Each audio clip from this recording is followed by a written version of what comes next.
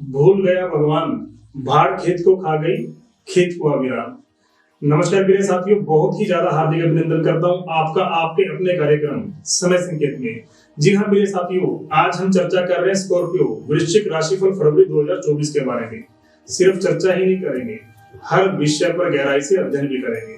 लेकिन उस अध्ययन का और आपका मेरे साथ जुड़ने का लाभ जब ही होगा जब आप लोग मेरे साथ इस वीडियो में अंत तक बने रहेंगे। प्रिय साथियों, सबसे पहले एक महत्वपूर्ण जानकारी आप लोगों को देनी है कि आप अगर अपनी कुंडली का विश्लेषण कराना चाहते हैं तो चैनल पर दिए गए डिस्क्रिप्शन के अंदर नंबरों पर ही संपर्क करें। अगर आप किसी की कमेंट पर देख करके रिप्लाई कर रहे हैं या अपना नंबर शेयर कर रहे हैं, वो अपना नंबर शेयर कर रहे हैं, तो ध्यान दीजिएगा, ये स्कैम भी हो सकता है।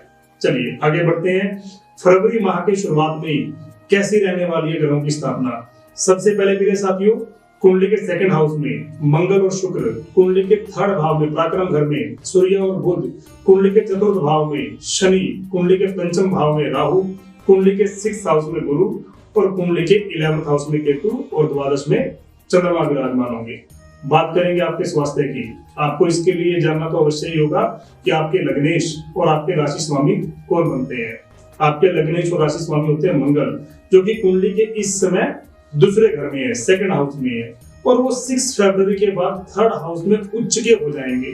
तो वैसे तो हेल्थ का समय ठीक है, आपका कोई बड़ी परेशानी नहीं है, लेकिन जब तक ये सेकंड हाउस में है तब तक भी आपको इतना ध्यान रखना है, कोई पाचन संबंधी समस्या, कोई डाइजेशन को लेकर इशू, कोई पेट संबंधी स्टमक संबंधी इशू ऐसे ना बने। आपको बेसिकली अपने खान पान पर ध्यान रखना है, यानी कि आपको एक बिल्कुल ऐसा जीवन जीना सन्यासी के समान, है ना। मैं ये नहीं कहूंगा खाना पीना बिल्कुल छोड़ दीजिए, इतना जरूर कहूंगा कि ध्यान दीजिए और भोग उतना ही कीजिए जिससे कि रोग ना आए। हाँ, आपका मंगल जब उच्च के हो जाएंगे तो निश्चित तौर पर आपको पराक्रमी बनाएंगे, आपके अंदर वो एनर्जी देंगे कि आप हर काम को आगे बढ़ चढ़कर उसमें हिस्सा लेंगे और पूरा भी कर पाएंगे। तो ये आपके लिए अच्छा भी होगा।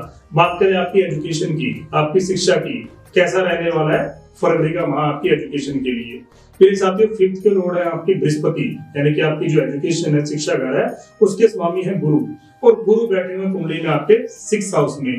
पूरा महीना 6th हाउस में वैसे भी ग्रह अच्छे तो नहीं होते, और खास तौर पर पंचम के लॉर्ड अगर 6th में आए हैं तो आप ये सोचिए मत की बहुत अच्छी है। और उसके बाद 5th हाउस में राहु भी है। अब राहु के अगर फलाफल को देखना है तो हम ये जरूर देखेंगे कि राहु जिसके घर में बैठे हैं उस घर का भावपति कहां पर है, कितने डिग्री पर है, किस सिचुएशन में है, किन ग्रहों से दृष्ट है, तभी हम राहु के फलाफल को आंक सकते हैं। फिर साथियों, अगर 5वें घर में राहु है तो राहु का अपना काम क्या है? आपको भ्रमित करना, आपके माइंड को डाइवर्ट करना, या तो कंफ्यूजन में डालना। यानी इंसान को अगर पता भी हो कि मुझे करना क्या है, तब भी वो अपने गोल से, अपने टारगेट से डाइवर्ट हो जाता है, भ्रमित हो जाता है। तो राहु इस समय पंचम घर में बैठ करके आपके अंदर कंफ्यूजन पैदा करेंगे, माइंड को डाइवर्ट करेंगे, भ्रम उत्पन्न करेंगे, क्योंकि इनकी ये नेचर ही है, इनका ये स्वभाव भी है। फिर भी कहूंगा आपको एक बार कि कहते हैं ना, सुनो सबकी करो मन की। यानी आप अगर इस समय में भी अपने मन की सुनते हैं तो मैं कहूंगा प्रिय साथियों, अगर आप अपने मन की सुनकर कोई भी निर्णय लेते हैं तो वो निर्णय आपका गलत नहीं होगा। बात करते हैं प्रिय साथियों आपकी लव लाइफ की। अब ये भी आप जानते ही हैं कि कुंडली का जो 5वां घर है वो आपके ज्ञान और संतान के साथ साथ आपकी लव लाइफ का भी है। ये भी हम कुंडली में अपने प्रेम जीवन को कह सकते हैं कि पंचम घर से ही देखते हैं। तो 5वें घर के स्वामी 6ठे घर में आ गए, ये आप जानते हैं। इस समय के अंदर 5वें घर में राहु आकर क्या करेंगे? जैसे मैंने आपको भी बोला, उनका काम क्या है? भ्रम पैदा करना, है ना, डाइवर्ट करना, आपको आपके मन के अंदर संशय, एक अननोन सा फियर पैदा करना, यही राहु का काम है। तो इस समय के अंदर जो आपके पार्टनर हैं, लव लाइफ पार्टनर हैं, उनसे थोड़े से आपके आर्ग्यू हो सकते हैं कि वो नॉर्मल बात पर भी आपकी गुस्सा करें, आपको लगे कि बड़े प्यार से प्रेम से आप बात कर रहे हो, सामने वाला अपनी ऐसा स्वभाव, ऐसी नेचर क्यों दिखा रहा है?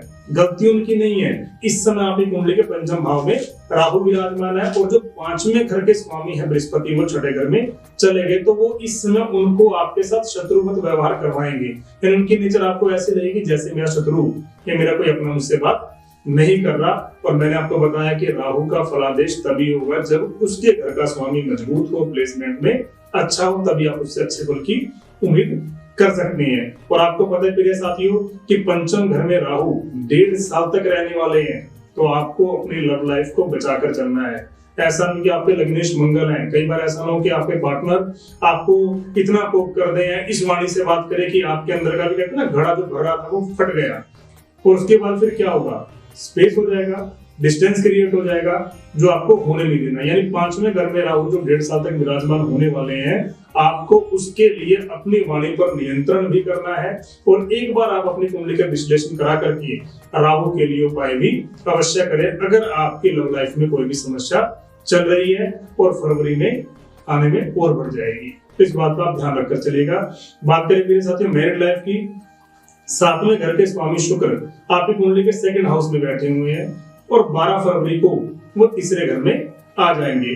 12 फरवरी से पहले तो सब कुछ अच्छा है, कोई बहुत ज्यादा टेंशन वाली बात नहीं, क्योंकि जब भी आपकी कुंडली का दूसरा घर किसका है, आपकी पैतृक संपत्ति का, आपकी वाणी का, और उसके अंदर अगर आपके 7th के लॉर्ड आ जाएंगे तो प्रेम प्यार को बढ़ाएंगे, धन के लिए अच्छी हैं, आप लोगों की अंडरस्टैंडिंग के लिए अच्छी हैं कि आप दोनों के बीच में अच्छी अंडरस्टैंडिंग बने, यहाँ तक कि आप दोनों एक म्यूचुअल अंडरस्टैंडिंग से कुछ नया भी कर सकते हैं। लेकिन जैसे ही वो 3rd में आ जाएंगे तो इसका सबसे पहला इफेक्ट पड़ेगा आपके जो पार्टनर है, आपके जो पति है या पत्नी है, उनके स्वास्थ्य पर। तो उस चीज का ध्यान रखना है। पत्नी है तो भी पति के खान पान पर ध्यान रखती है, और ज्यादा रखिए। पति है तो भैया उनका भी थोड़ा इतना फर्ज बन जाता है कि इस समय के अंदर पत्नी का खाना पीना ठीक ठाक समय पर हो रहा है, इस बात का ध्यान अवश्य दें। क्योंकि पार्टनर का इस समय के अंदर थोड़ा सा डोमिनेटिंग नेचर भी हो सकता है, मैं ये भी कह सकता हूँ। तो उस चीज का आप ध्यान रखिएगा। अगर पार्टनर आपके मना भी कर रहे, नहीं भी ध्यान दे रहे, तो कहते हैं ना समझा बुझाकर आप उनके स्वास्थ्य का ख्याल रखिए। कब? 12 फरवरी के बाद। फिर साथियों बात करता हूँ भाग्य की, कैरियर की और आपके बिजनेस की, जो आपके लिए सबसे ज्यादा इंपॉर्टेंट है। भाग्य, चंद्रमा जो कि इस कुंडली में आपके भाग्य के स्वामी बनते हैं वृश्चिक में, हर 2.25 दिन में आप जानते हो कि वो राशि परिवर्तन कर लेते हैं, तो ये भी एक चिंता का विषय है। सूर्य आपके जो कैरियर के लॉर्ड है वो 3rd में है, और 14 फरवरी के बाद वो 4th में आ जाएंगे, अपने ही घर पर दृष्टि डालेंगे। क्योंकि वो जब 4th हाउस में विराजमान होंगे तो अपनी 7वीं दृष्टि कहां पर जाएगी? 10वें घर पर। तो ठीक है, अपने घर को देखेंगे तो कैरियर की सभी परेशानियों को वो दूर करने वाले होंगे। क्योंकि सबसे अच्छी बात क्या होगी दोस्तों कि राजा है सूर्य, ग्रहों के राजा कहलाए गए सूर्य, और वो जब केंद्र में आएंगे तो आप उनसे अच्छे परिणाम की उम्मीद करेंगे, भाग्य को मजबूत करने वाले होंगे, कैरियर में अच्छा रिजल्ट देने वाले होंगे। लेकिन ये सब कुछ कब होगा? जब आपका निर्णय सही होगा। क्योंकि चंद्रमा जो आपके भाग्य के स्वामी हैं वो मन के मालिक भी हैं। अगर आपका अपना ही निर्णय गलत हो गया या आपने गलत निर्णय ले लिया भ्रम में डलकर, संशय में डलकर, तो फिर कुछ नहीं होगा। हाँ, अगर आपका निर्णय सही है, आप कंफ्यूजन में नहीं है, तो निश्चित तौर पर अच्छा लाभ होगा। लेकिन कब? 14 फरवरी के बाद ज्यादा अच्छा होगा। बात करें मेरे साथियों आपके बिजनेस की, बुध आपकी कुंडली में 4th हाउस में ट्रांजिट करेंगे 20 फरवरी को। शुक्र 2nd हाउस में है, तो मैं कह सकता हूँ व्यापार सही रहेगा। कुछ नया करने की अगर आप लोगों ने पहले से सोच रखी है, प्लान बना रखा है, तो आप इस समय में कर डालिए। क्योंकि अब आप किस चीज का इंतजार कर रहे हैं? अभी भी लगता है कि कोई और बेहतर समय आएगा? नहीं, इस समय के अंदर आप अगर कुछ भी नया करने के लिए पहले से सोच चुके हो तो बिल्कुल कीजिए। क्योंकि मंगल, सूर्य और सबसे अच्छे बुध भी आपके जब 4th में आ जाएंगे तो चिंता किस चीज की, ये इंतजार कैसा? बिल्कुल कोई इंतजार का विषय ही नहीं है। आप बिल्कुल नए काम की शुरुआत करें।